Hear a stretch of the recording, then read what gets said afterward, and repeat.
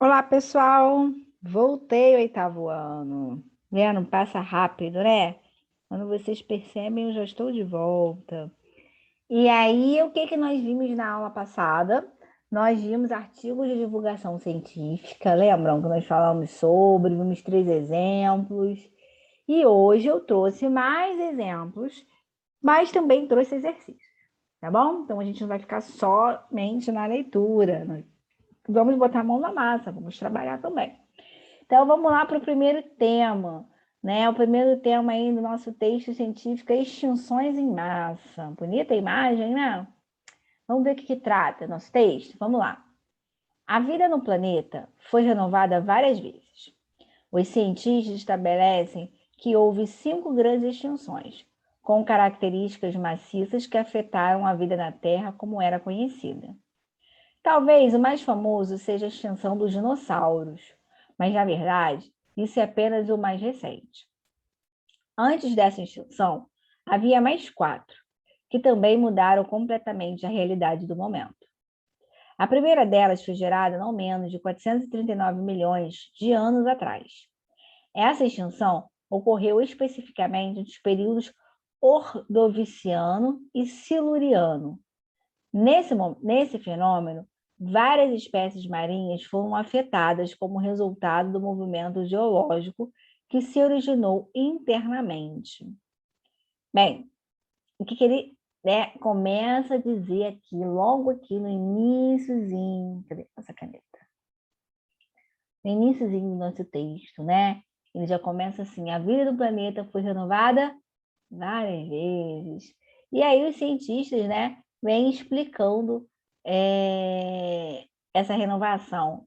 Ele começa falando, né, que ele estabeleceu 5 grandes extinções. Ponto, é o que ele fala, que afetaram aqui a vida na Terra, né? Então, a extinção, né, a mais conhecida, a mais famosa, que é a extinção do dinossauro. Nós falamos sobre também na aula passada, né? Tivemos um texto explicando essa extinção lá do asteroide, e aí ele mostra essa extinção. Aí ele fala assim, mas na verdade isso é apenas o mais recente. Na verdade, o dinossauro é o mais recente. Aí ele fala, antes dessa extinção havia mais 4. Então, antes da extinção do dinossauro, ele apontou mais 4 tipos de extinções. Perfeito? É o que ele está falando aqui. Então, vamos lá, vamos continuar. Esse movimento resultou no derretimento das geleiras e no aumento do nível do mar. Estudos determinaram que nessa extinção, cerca de 60% das espécies que habitavam os oceanos desapareceram. Então, aqui ele está falando de um dos estudos, né? Um desses é cerca de 60% de espécies que desapareceu lá do oceano. A segunda extinção em massa ocorreu em algum tempo depois, 364 milhões de anos atrás. Era o período Devoniano tardio, e o fenômeno gerado era uma glaciação como nunca antes vista. Essa glaciação reduziu o nível do mar e afetou a vida de 60 a 70% das espécies marinhas, especialmente aquelas que se desenvolveram em ambientes quentes. Então, aqui continua falando, né, de espécies que a extinção, né, no caso aqui, nós tivemos essa de 60% das espécies que habitavam no oceano, e mais depois, mais, né, lá para 364, isso aqui foi 439 milhões, esse do oceano. Depois passou para 364 milhões de anos. Nesse caso aqui, foi mais ou menos de 60 a 70% das espécies marinhas e essas mais que viviam em águas quentes.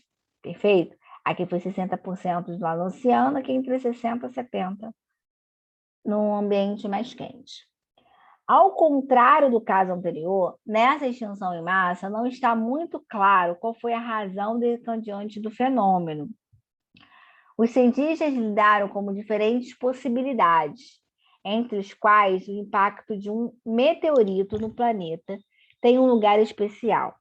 No entanto, evidências conclusivas confirmando que a hipótese ainda não foi encontrada. Então, nesse caso de 60 a 70% dos animais marinhos, né, de água quente, ele não tem uma definição de como, por quê. né? Os estudos apontam para esse meteorito que caiu, né, em um lugar especial, porém, não é nada confirmado, tá? Aí vamos para a terceira, ó. A terceira extinção aqui, ó, foi gerada entre os períodos de Permiano e Triássico. Esse já é cerca de 250 milhões, mais ou menos a cada 100 milhões de anos, né? Vai, se foi 460 e pouco, 300 e pouco, esse aqui 364. Esse aqui já 251. Então, vai em média aí quase, né, 100 milhões, mais ou menos. Essa extinção é considerada por muitos cientistas como a mais devastadora. Então, a terceira foi a mais devastadora. O número de espécies que desapareceu foi impressionante, entre 75% das terrestres e 95% das marinhas. Quer dizer, as marinhas só vieram aumentando, né? Foi média 60, depois entre 60 e 70 e agora 95. Muita coisa. E nesse caso da terceira, não foi só marinha, entrou terrestre também, né? Nesse caso, existem hipóteses encontradas. Um deles afirma que a extinção foi gerada como resultado de um evento único, grande e devastador. Uma segunda hipótese foi apresentada relativamente recentemente, em 2005, que afirma que a referida extinção foi gerada em fases, não de maneira absoluta. Então, quer dizer, esse estudo, né, agora mais recente, vamos dizer assim, de 2005, ele diz que essa extinção ela vem em fases, né, não de uma vez só. A proposta veio de pesquisadores britânicos e chineses, que investigaram as marcas deixadas por uma bactéria que parecia vir do final do período do Permiano. Essas faixas estão localizadas na China, na região de Manshan, e produziram descobertas interessantes. Sempre na China surgindo essas bactérias, né? Surgiu agora o vírus do Covid. Então, vamos lá, vamos continuar. Em termos gerais, essa hipótese de extinção em massa gerada em fases inclui o impacto de objetos extraterrestres, o aumento da atividade vulcânica e o aquecimento global. Então, olha as hipóteses que já vieram, né? Ó, objetos extraterrestres, aumento aí dos vulcões e aquecimento global. A penúltima grande extinção, no caso, né? Aí a quarta extinção, ocorreu entre os períodos do Triássico e Jurássico, cerca de 250 milhões. Então, esse aqui foi 251, esse já foi mais próximo, 250, né? Então, quer dizer, pouca diferença. Veio a diferença de quase 100 milhões, né? Pouca diferença. Nesse caso, acredita-se que a razão dessa extinção esteja ligada a uma atividade vulcânica muito alta, tão alta que até gerou a separação do continente chamado Pangean. Além desse vulcanismo, as altas temperaturas e as mudanças climáticas geradas também tiveram um papel de liderança, o que contribuiu muito para eliminar boa parte da vida do planeta. Mais de 50% do gênero marinho existente na época. Então, aqui atingiu mais ou menos, né, ali, ó, 50% da parte marítima novamente, né? A última, que é a quinta, é a mais popular extinção em massa, que ocorreu há 65 milhões de anos. Então, aqui deu um salto grande, né? Ó, da quarta, 250, para 65, quase 200 milhões de anos, né? Foi a que teve, então, a diferença maior de um para outro. As outras estavam baseando ali, mais ou menos assim, né? Então, trata-se de extinção de dinossauros, essa é a mais conhecida por nós, né? Esse fenômeno foi gerado entre os períodos Cretáceo e Terciário e significou o desaparecimento dos maiores répteis do planeta. Sabe-se que houve um asteroide envolvido no evento que gerou essa extinção. Nós falamos sobre isso na aula passada, né? Um dos artigos que nós lemos. Mas foi descoberto que não foi o próprio asteroide que gerou o desaparecimento da espécie, mas o fato de ter impactado em águas de baixa profundidade ricas em enxofre. Não foi isso que falamos no artigo anterior, né, que nós vimos na aula passada sobre a extinção do dinossauro, que não foi o asteroide, e sim o enxofre, aquela fumaça de enxofre, né? Isso gerou uma nuvem de elementos que se estabeleceram na atmosfera e isolaram o planeta da luz solar, mudando completamente a dinâmica conhecida, levando à morte de muitas espécies, permitindo a adaptação de outras. Falamos sobre essa fumaça, né? Então,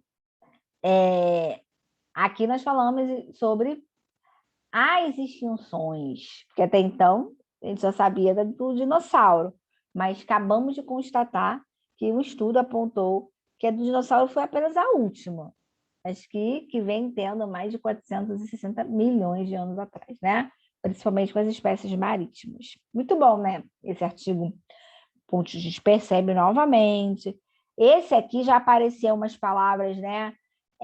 Por conta desses fenômenos antigos, desses períodos antigos, um pouco mais complicadinho, porém, não interferiu no entendimento do nosso texto, né? Em nenhuma parte. Vamos aqui para o próximo, que é isso que nós vamos fazer exercícios, tá bom? Vamos lá. Menos árvores derrubadas. Começamos com uma pergunta. Mais de 4 bilhões de árvores vêm abaixo todos os anos para produzir papéis, seja para fazer livros ou até mesmo para a higiene pessoal, entre outras utilidades. Embora a tecnologia digital e os tablets venham se tornando cada vez mais populares, ainda não há indicativos sólidos de mudanças nessa indústria. A solução, então, é repensar o modo como se produz o papel. Então, aqui estamos falando, né, do problema aí das árvores que são derrubadas para a produção de papéis. Então, vimos aqui no início do nosso texto que é mais de 4 bilhões de árvores vêm abaixo todos os anos.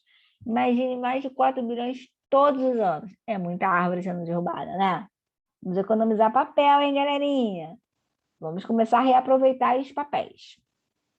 Ao pensar nisso, a companhia italiana Ogami resolveu inovar completamente e criou um papel feito de pedra. Tecnicamente, ele é feito de carbonato de cálcio, um subproduto natural do calcário. O repape, papel de trás para frente em inglês. Também é a prova d'água e pode até mesmo ser limpo. Olha só que legal, né? Quem nunca, né? Quem nunca pegou chuva e molhou a mochila e molhou todo o caderno do livro? Esse ano eu tive, lá em Vila Isabel, né? A gente estava saindo, assim, temporal pegou gente de surpresa. Alguns alunos, né, não tinham guarda-chuva, como vocês, a grande maioria, não levam guarda-chuva, a não ser que já saiam de casa, né, chovendo. E lá uns 3 ou 4 molharam bem até a apostila e o caderno. Então, quem nunca, né? Ou com uma garrafinha de água da mochila que acaba molhando, né? Às vezes congelada, aí, né? Soa e acaba molhando, ou até mesmo aberta. Quem nunca? Bem interessante esse papel à prova d'água, né? As vantagens do repape não param da redução da derrubada de árvores. O processo de produção do papel de pedra dispensa água, naturalmente branco. O produto também evita os fortes ácidos utilizados para o branqueamento. Tudo isso significa que a poluição associada à fabricação do papel normal pode ser evitada. Então, quer dizer, né? Além de não derrubar a árvore, ainda economiza água, que, por sinal, estamos precisando economizar, né? Por isso que a luz aumentou, toda hora passa no jornal. Vamos aproveitando aí a campanha Economize Água, hein, galera? Também é possível de reciclar, sem as grandes quantidades de água e energia que a reciclagem normalmente usa. O material não tem capacidade de ser transformado em papel novo, mas pode ser reciclado em produtos feitos de plástico, como vasos de flores e bolsas. Legal, né? Além de tudo, ainda podemos reciclar o papel. Vamos às questões. Agora eu quero ver. Vamos lá para o número 1, que diz assim: o texto atende ao propósito de noticiar o que o texto tem a ideia de noticiar. Vamos às opções. Mais de 4 bilhões de árvores vêm abaixo todos os anos para produzir papéis. A tecnologia digital e os tablets vêm se tornando cada vez mais populares. A companhia Ogami resolveu inovar completamente e criou um papel feito de pedra. É fácil de reciclar, sem as grandes quantidades de água e energia. Então, aqui, ó, o texto atende ao propósito de noticiar. Vamos ao início do nosso texto. Aqui. Menos árvores derrubadas. Aí ele explica, né? A solução, então, a repensar o modo como se produz o papel. Aqui. Ao pensar nisso, a companhia italiana Ogami resolveu inovar completamente e criou um papel feito de pedra. Então, a pergunta que é: o texto atende o propósito de... Qual é o propósito dele? Ele noticia o quê? Né? Ele está noticiando que o Ogami, né, essa companhia, ela está inovando. Olha o que ela inventou aqui, né? Está aqui, ó. Ela inventou um papel à prova d'água, né? Que é o repape. Ele é à prova d'água e no final ele ainda diz, né? Que também ele é reciclado. Perfeito? Então ele está dando aqui, ainda fala que as vantagens, né? Do papel. Então a ideia aqui é fazer, né?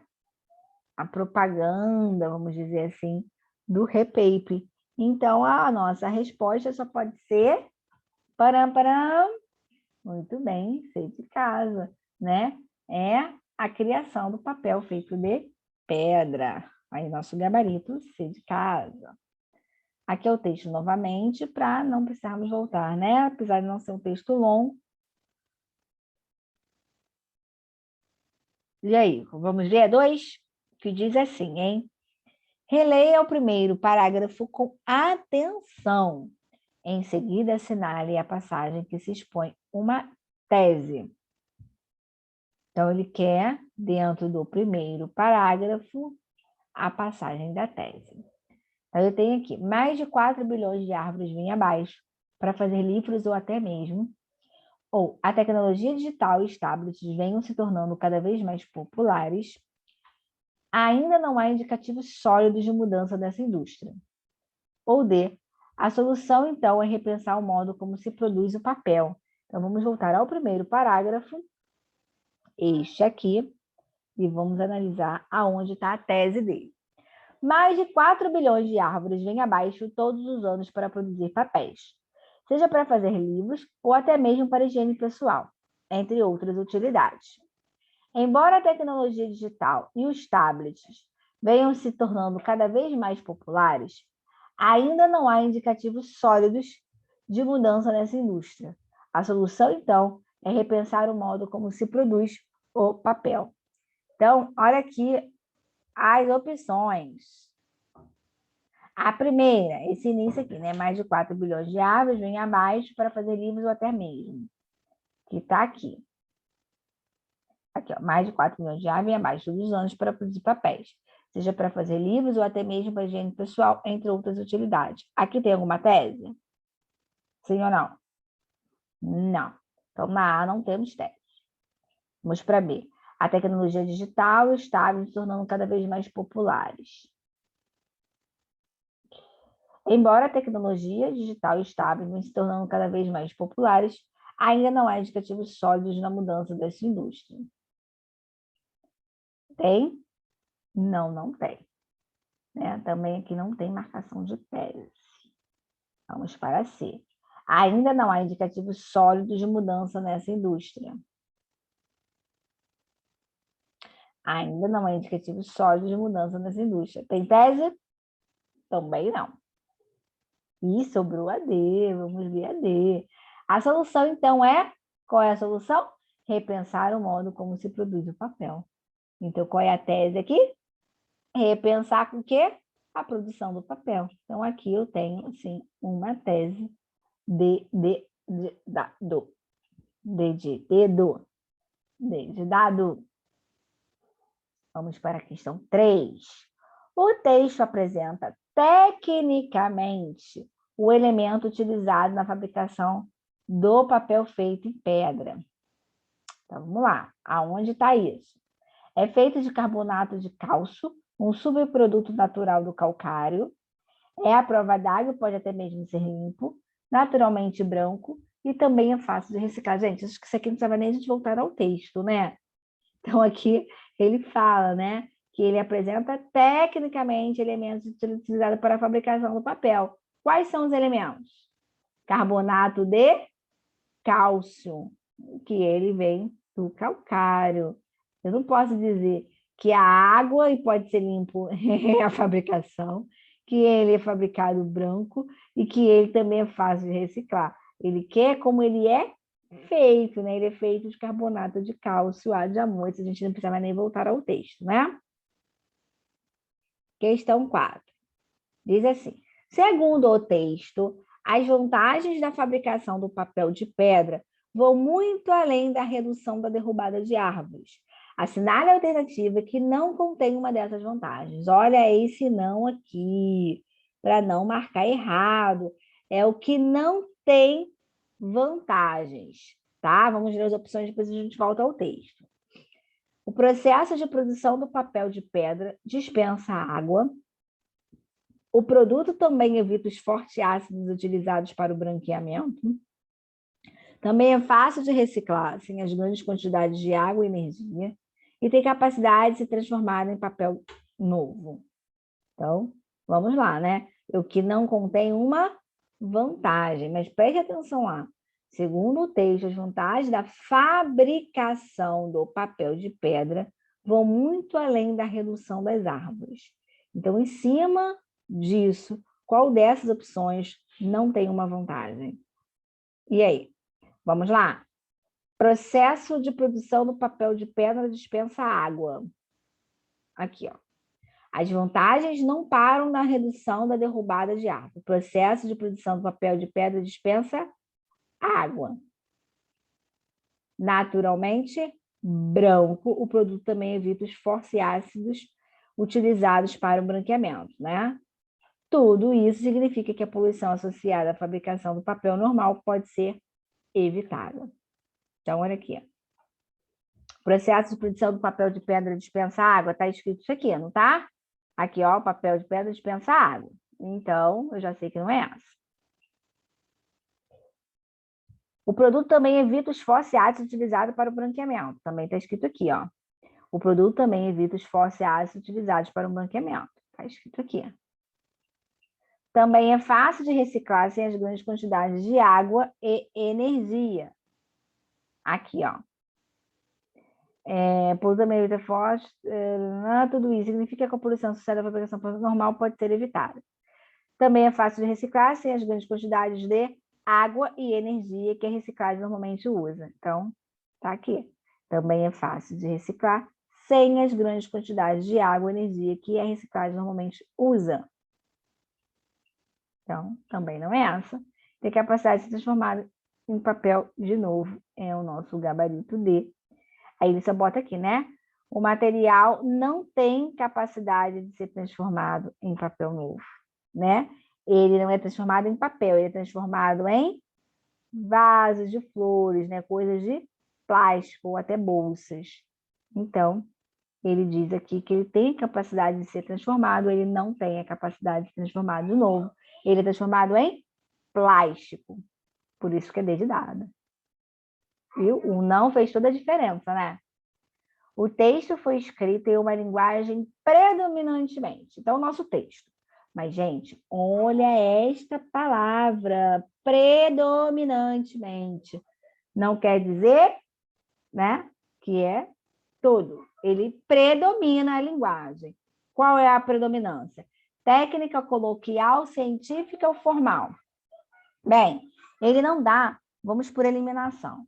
Ele não dá uma linguagem técnica. Então, a gente elimina A, né? Ele também não é uma linguagem coloquial, até porque sabemos que não pode ter o quê? Uma linguagem informal, né? Então, elimina a coloquial. E aí, me sobra a científica e a formal. Porém, todo o texto, né? Todo o texto aqui, a gente vai lendo esse texto, a gente não vê, né? Nesse texto aqui, a linguagem científica. A gente vê a linguagem formal, né? Uma linguagem, lembram disso, eu disse isso para vocês. A linguagem, né, do nosso texto de artigo de divulgação científica é uma linguagem formal. Apesar de utilizar alguns termos, né, científicos, alguns termos técnicos, é uma linguagem fácil, uma linguagem de objetiva, de fácil acesso à população. Por isso que acaba sendo uma linguagem formal.